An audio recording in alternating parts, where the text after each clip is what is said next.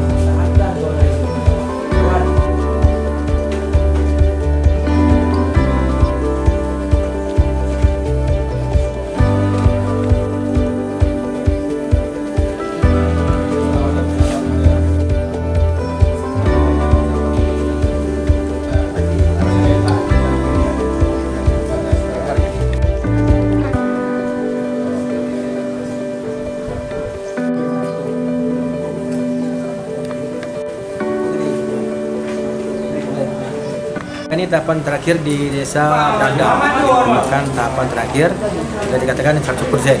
Kemudian BLT di tingkat kecamatan dan desa.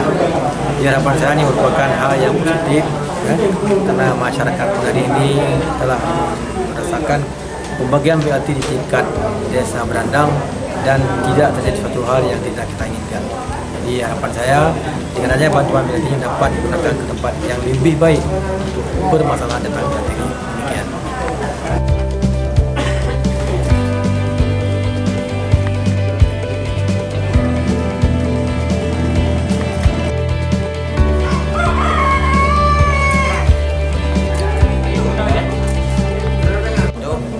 Nanti urunya, ceritanya laksanakan BLT yang tahap ke-3. Dengan jumlah haji yang penerima BLT 17 orang. Orang 600.